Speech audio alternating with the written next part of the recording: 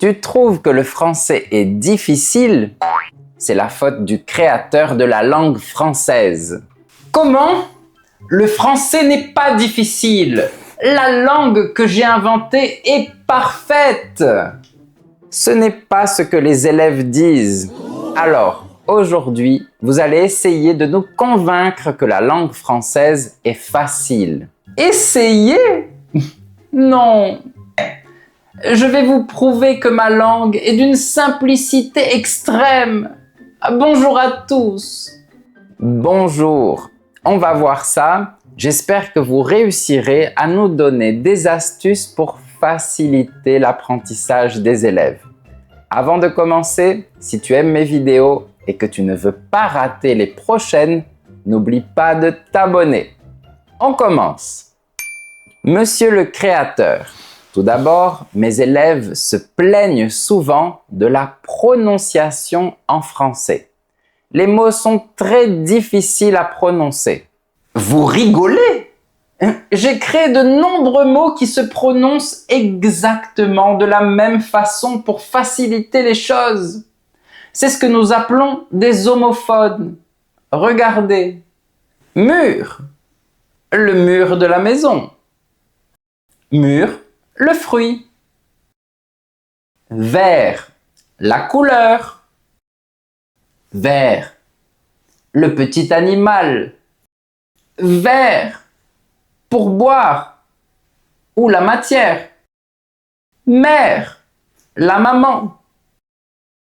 Mère, l'eau salée. Maire, le chef de la ville. Oui, mais attendez, je n'ai pas fini.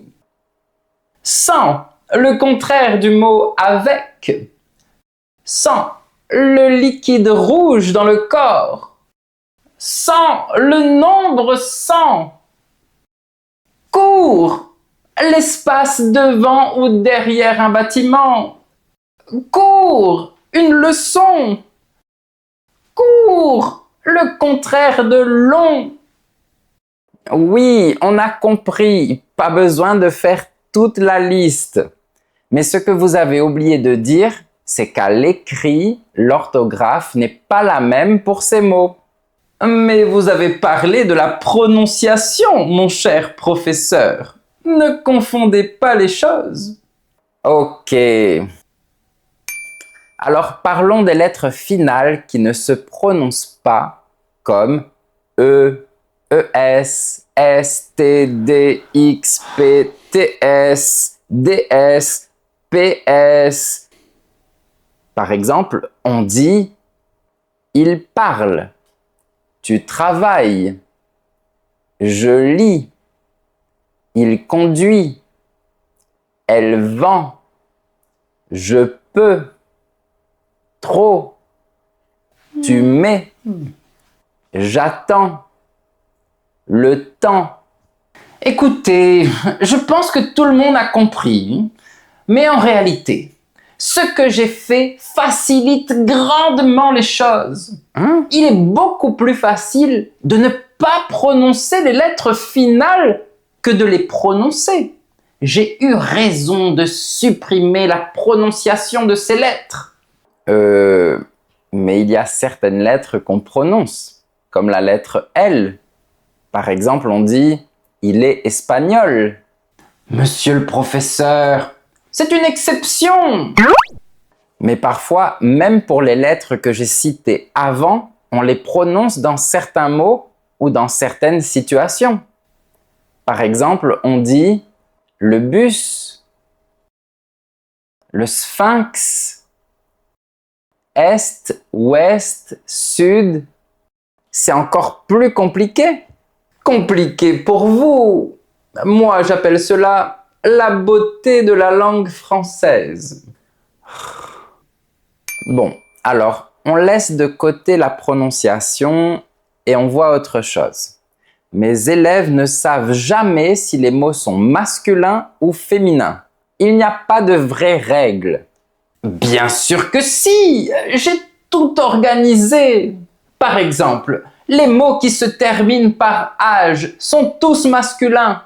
On dit un bagage, un voyage, un message, un visage, etc. Mais il y a des exceptions comme la plage, la page, la cage, la nage, la rage et une image. La beauté de la langue. Les mots qui se terminent par sion sont tous féminins. On dit une action, une transformation, une destruction, une exception. En parlant d'exception, il y en a ici ou pas? Je pense que oui, mais elles ne sont pas importantes. Ok. Ah, et toutes les saisons sont masculines. Donc on dit un printemps, un été, un automne et un hiver. C'est très simple. Mais on dit une saison. Oui, pour rigoler, j'ai décidé de faire le contraire. C'est marrant, non? Vive la langue française! Et pour les pays, c'est très simple. Il faut juste regarder la dernière lettre. Les pays féminins se terminent par la lettre E. La France, la Belgique, etc. En revanche, les pays masculins ne se terminent pas par la lettre E. Le Portugal, le Brésil, le Canada, etc. Mais il y a encore des exceptions. Le Mexique, le Mozambique, le Cambodge, le Zimbabwe, le Belize et le Suriname. Tous ces pays sont masculins malgré le E final. Pourquoi? En fait, je me suis trompé quand je les ai rangés dans mon classeur de genre.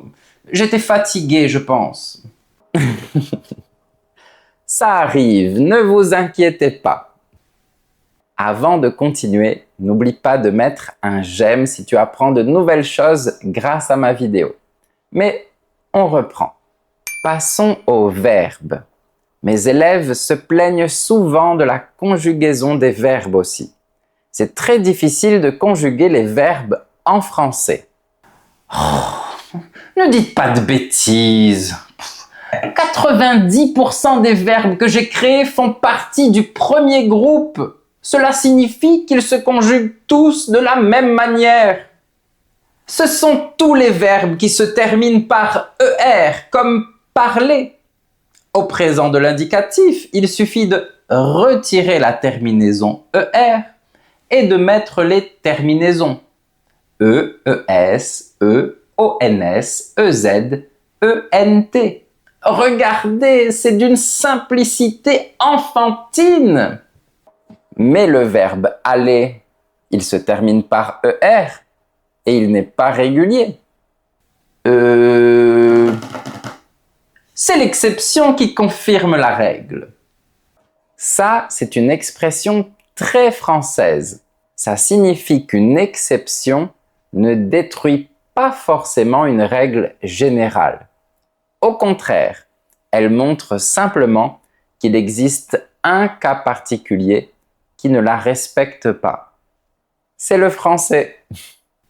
C'est la beauté du français. Et si on doit parler des verbes du deuxième groupe, c'est très facile aussi.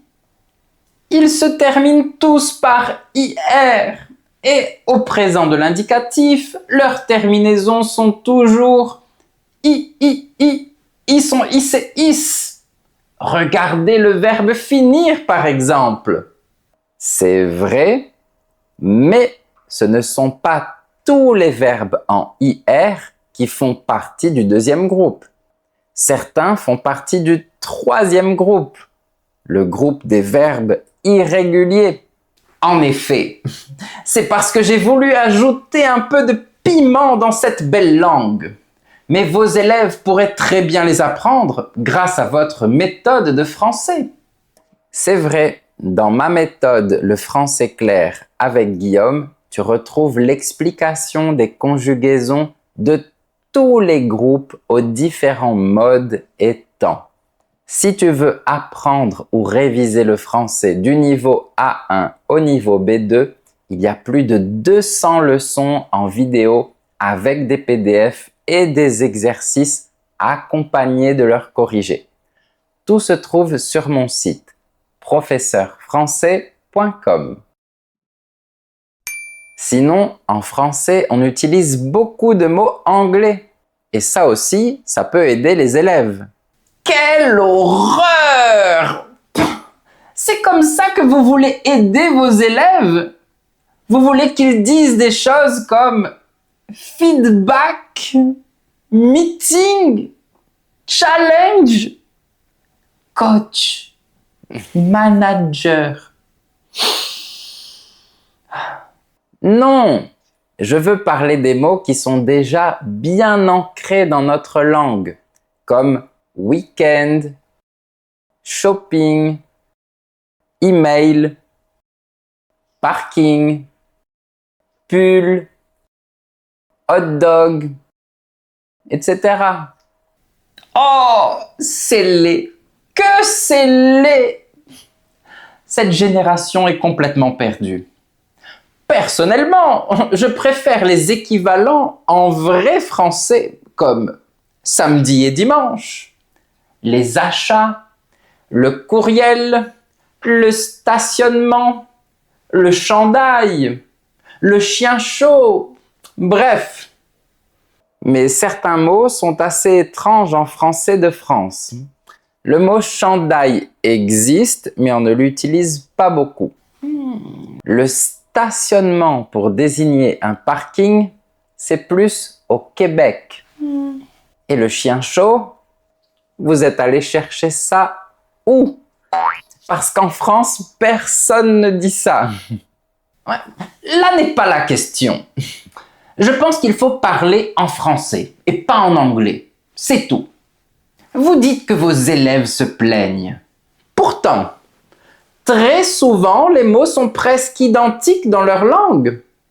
On va comparer le français avec 5 langues. L'anglais, l'espagnol, le portugais, l'italien et l'allemand. Je vais vous montrer une liste de mots et vous allez voir que tout est presque identique. Information, normal, original, nation, restaurant, problème, téléphone, musique, démocratie. Vous voyez? Un jeu d'enfant. Oui, enfin, presque identique, parce qu'il y a quand même un petit piège. Les faux amis. Ce sont des mots qui ressemblent énormément au français, mais qui ne veulent pas du tout dire la même chose. Par exemple, en anglais, actually ne signifie pas actuellement, mais en fait. En espagnol, embarazada ne veut pas dire embarrassée, mais enceinte. En portugais, esquisito ne signifie pas exquis, mais plutôt bizarre. En italien, camera n'est pas une caméra, c'est une chambre. Et en allemand, Rat ne désigne pas un petit animal qui vit dans les égouts, ça signifie conseil. Donc, oui, monsieur le créateur de la langue française, Vous nous avez facilité la vie avec beaucoup de mots similaires, mais vous nous avez quand même laissé quelques pièges au passage. Vous savez quoi? Je trouve que vous êtes une personne très négative. C'est dommage. Vous voyez toujours le verre à moitié vide. Moi, je le vois toujours à moitié plein. Chacun a sa propre vision de la vie. À vrai dire, je vois la langue française comme une très belle personne dont vous tombez amoureux. Quand cela arrive, vous comprenez que cette personne est unique pour vous. Elle ne ressemble à personne d'autre. Et c'est pour cela que vous l'aimez. Ce sont tous les petits détails, toutes les exceptions qui font d'elle un être exceptionnel. Comme Ginette, une femme française d'exception. Du coup, on ne parle plus vraiment de la langue française là. On va s'arrêter là pour aujourd'hui, monsieur le créateur de la langue française. Merci de nous avoir aidés avec toutes vos explications. C'est moi qui vous remercie pour votre invitation. Je vous souhaite bon courage à vous et à tous ceux qui apprennent ma magnifique langue que j'adore. Et toi, est-ce que tu penses que le français est une langue facile à apprendre? Et quel est ton niveau de français? Dis-moi ça dans les commentaires. Si tu veux progresser du niveau A1 au niveau B2, n'oublie pas que tu peux retrouver mon cours Le français clair avec Guillaume sur mon site professeurfrançais.com. Et si tu veux soutenir ma chaîne, tu peux rejoindre les membres super élèves et avoir accès à du contenu culturel en bonus. À bientôt!